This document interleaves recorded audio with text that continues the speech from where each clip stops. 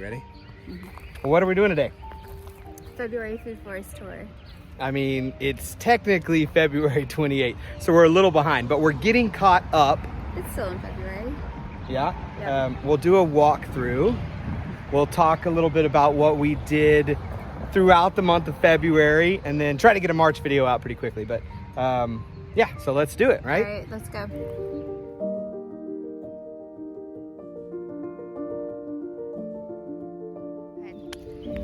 So when you first start walking in, it's what we call the vineyard. It's looking a little haggard right now. And listen, growing grapes is a whole different thing, and I'm not even gonna pretend to know what I'm doing. We are having the tiniest bit of success.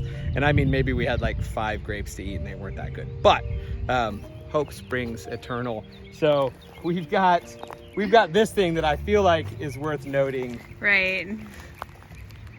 So this is a Thompson grape.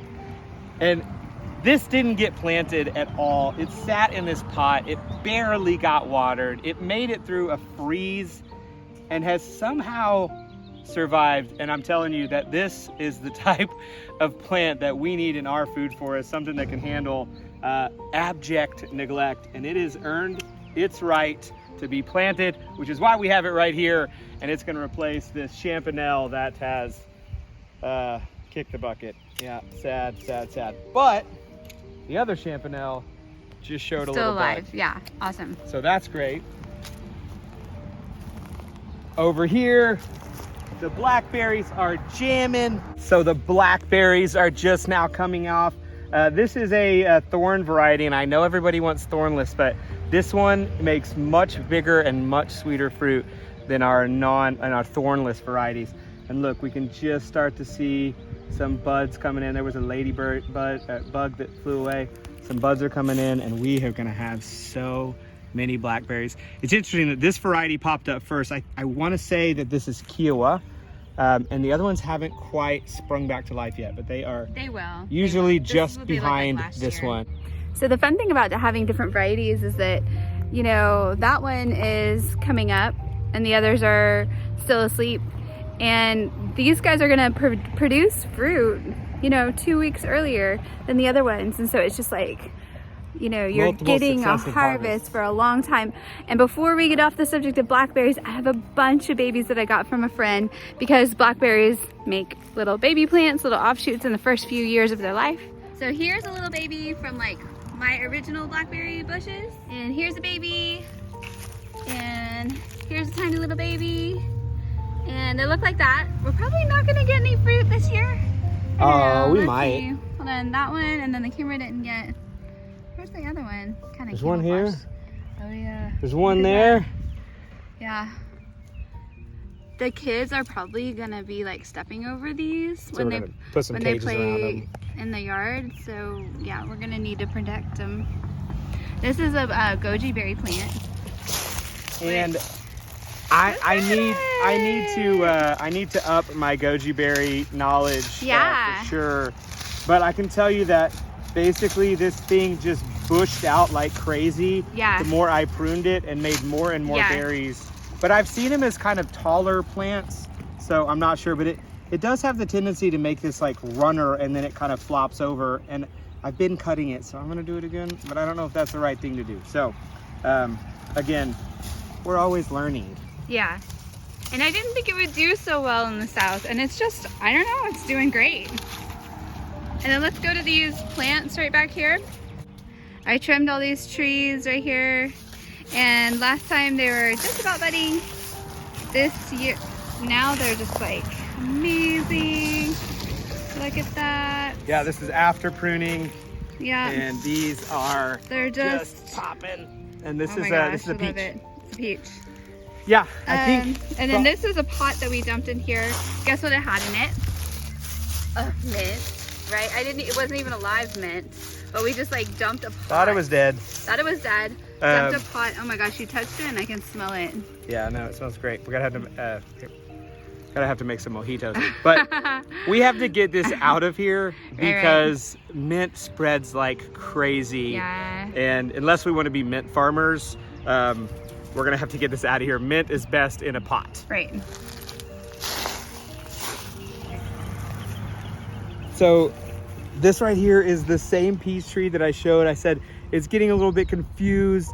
It already had some flowers, and here we are trimming it, and now look at it. 1, 2, 3, 4. It's just covered in flowers and ready to spring to life. And this was the only peach tree that actually produced like a few peaches for us in its first year. You're supposed to pluck them all off. We plucked them all off for like 4. And I think this year it's really gonna produce like a nice little harvest. We'll be selective again, but I'm excited about this tree right here.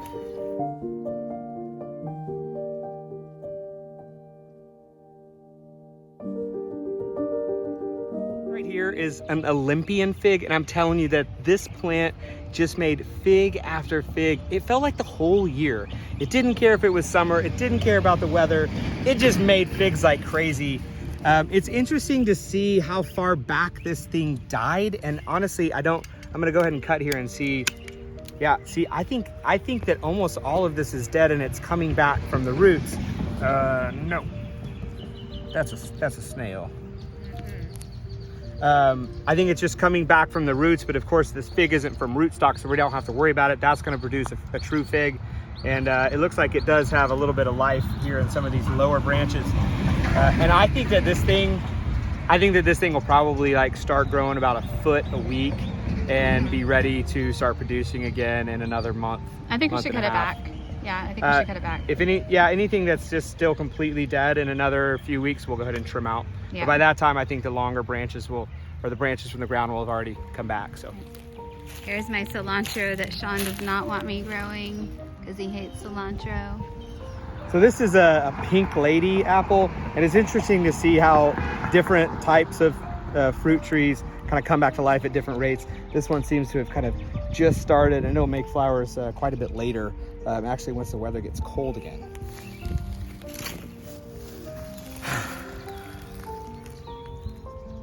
This is a banana, and it made it through the freeze alive.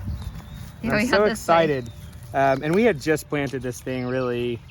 It didn't have much of a chance to get established. We planted it at the totally wrong time, but Yeah. It is going to make it. I am sure of it. Yes, super excited about this. I cannot remember what variety this is. I will get an update. I'm gonna have to ask my aunt who gave it to us. Yeah. Yeah, but I'm happy that it made it through. I don't know about the rest of our tropicals section. We might have been a little optimistic. Did you find something that was alive?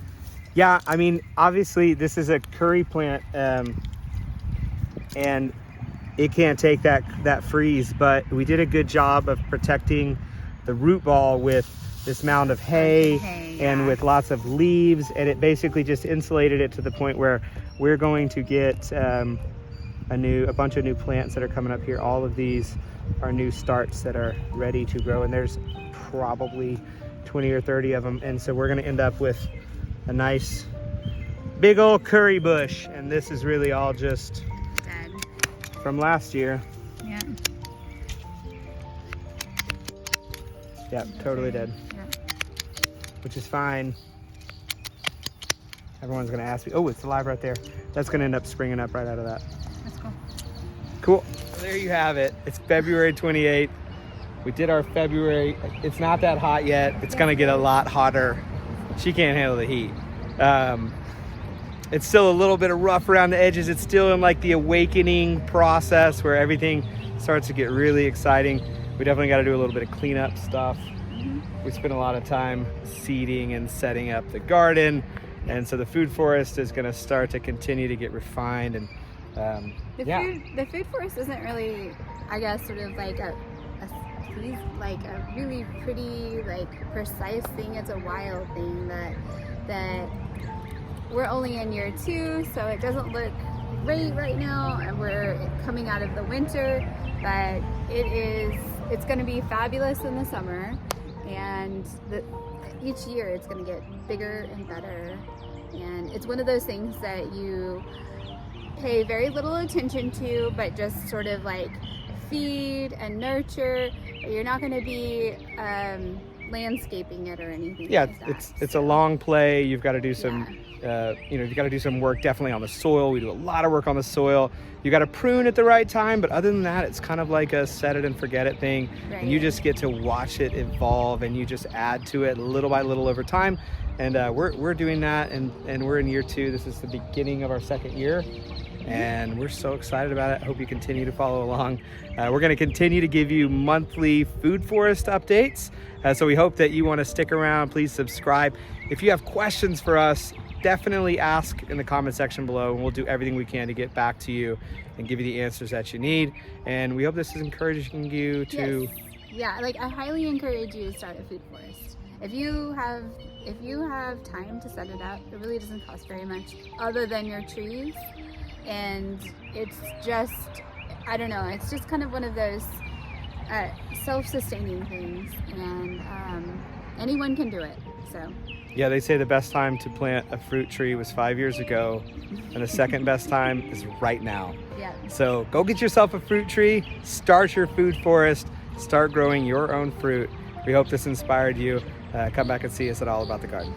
Bye.